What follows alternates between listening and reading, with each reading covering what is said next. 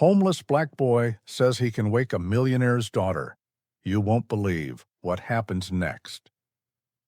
They had tried everything: machines, specialists flown in, late-night scans, and bright ideas that cost more than some towns. The hospital smelled of antiseptic and tired hope. Lily had been sleeping for days, a small figure under a pink blanket, her dark hair tangled on the pillow. Doctors called it a rare shutdown. Her father, Marcus, called it his worst fear. Marcus had built things with his hands, bridges, walls, foundations. Sitting by his daughter's bed did not fit any of his skills. He read stories, hummed songs, and kept vigil while experts came and went, offering new tests and polite regret. One of the visiting doctors, Dr. Harris, explained the theories in soft, clinical words. He wore neat glasses and a steady face.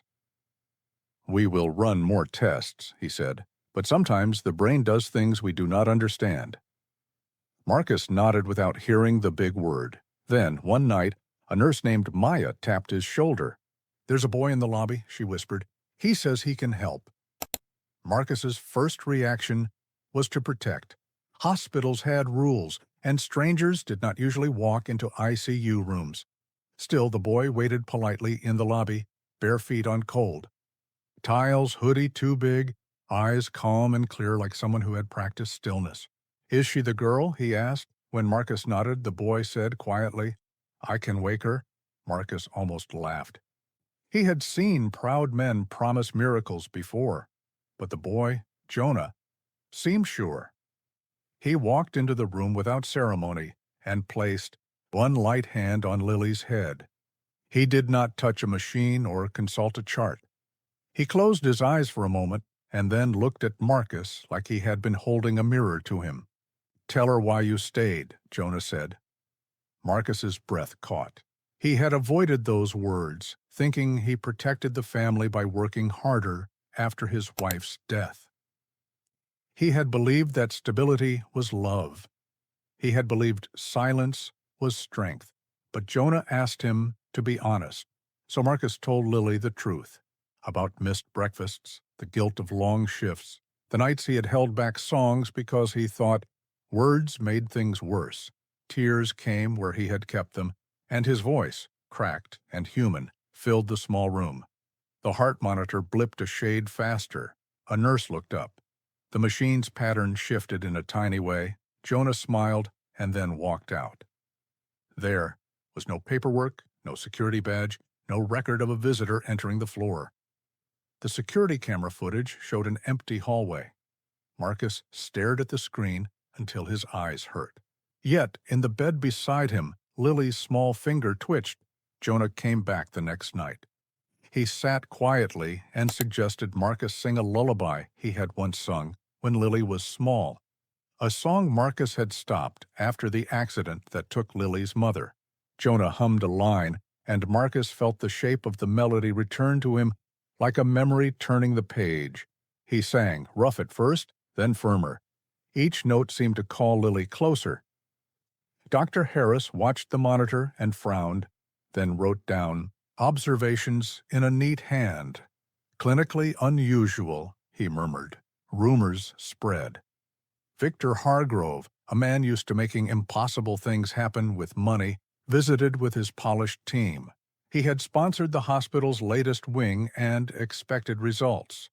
Machines whirred, and assistants adjusted dials. But when reporters began to shout questions about angels and miracles, Victor walked away with a guarded expression. He had everything money could buy, and still felt something had slipped past him, something a machine could not name. Jonah never asked for praise. He never accepted interviews. He left short notes for Marcus sometimes, small scraps with a line or two. "She hears what she knows." Once there was a tiny folded paper on Lily's window. "Sometimes the healing comes before the waking. Keep singing." Marcus kept it in his shirt pocket like a treasure. He did not ask Jonah where he came from. Jonah's answer was always the same. "I go where I'm needed."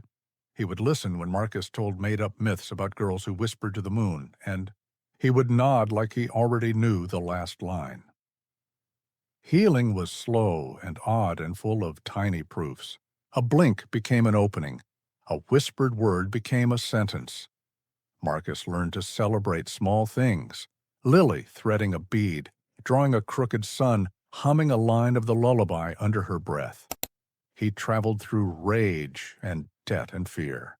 He sold a flashy car and a lake house, not because he loved loss, but because he wanted to buy what mattered: time, teachers, a place where children could be children again. He opened Voices at Dawn, a small center where kids could paint, sing, and be heard. Marcus changed in ways that surprised him.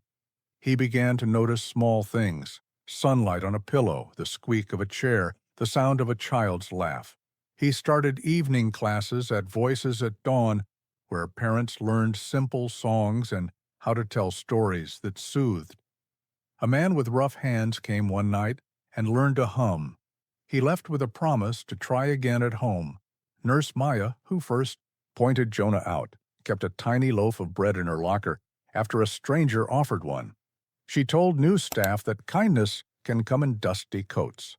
Dr. Harris, who had relied on scans and charts, admitted that not everything could be measured.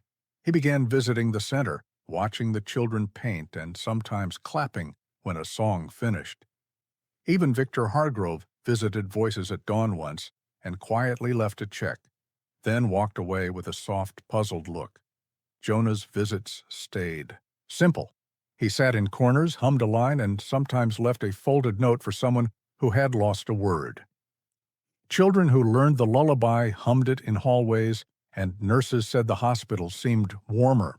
The phrase Jonah used, "You're not lost, you're not finished yet," spread like a small promise. It did not fix everything, but it gave people a reason to try again. The internet proved both kind and cruel. Videos of Lily's drawings and the lullaby reached millions. Messages poured in from lonely places. "My dad held my hand through chemo," one said. "Your song kept me awake in the night," wrote another. Not all messages were gentle. Some doubted the story, called it staged.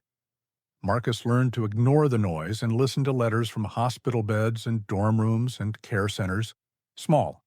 Donations arrived: old guitars, new notebooks, a volunteer teacher, and Voices at Dawn, slowly filled with color and sound. On the anniversary of the first real sign of Lily waking, Voices at Dawn held a small show. Lily stood on a tiny stage, knees shaking, eyes bright. She sang the lullaby Jonah had coaxed out of Marcus, and the crowd fell into a hush. In the back near the doorway, someone watched with bare feet and a dusty coat. Jonah smiled, eyes soft. Marcus thought to call out, to ask him to stay for a while. But when he blinked, Jonah was gone. People argued over what Jonah represented. Scientists wrote papers. Opinion columns debated faith and fraud. Some said Jonah was a memory of a child who had walked away from a hospital bed long ago. Others said he was a stranger passing through to do a quiet thing. Marcus stopped trying to explain. He had smelled dust and bread when Jonah had been near. He had felt a small hand press into his palm and heard his daughter's first clear, "Daddy." That was enough. Messages arrived from places Marcus had never seen. A soldier in a barracks, a lonely nurse on a long shift, a college student in a small dorm. Each message said the song mattered. Marcus slept less, but smiled more, humming the lullaby at night as Lily breathed beside him. Years later, Lily would ask about the barefoot boy who had sung her back. Marcus would point to the night sky and say simply, "Some people are sent to remind us how to love." She would hum the lullaby, and sometimes, if they paused outside a quiet park, they would hear a distant harmonica and smile. The miracle did not come like thunder or lightning. It arrived in small, steady notes. A voice remembered, a hand placed gently, a father's truth finally spoken. It taught Marcus and anyone who listened that sometimes the thing that wakes a person is not a test or a machine, but the sound of someone who believes enough to call them home. If this story moved you, Please like, subscribe, and share it. You never know who needs to hear this tonight. Leave a comment with one small thing you'll do today to be there for someone else. I read every message, and they matter. Do one quiet act of kindness. Sing a short song, tell a story, or simply sit with someone and help pass this healing on. Thank you for listening.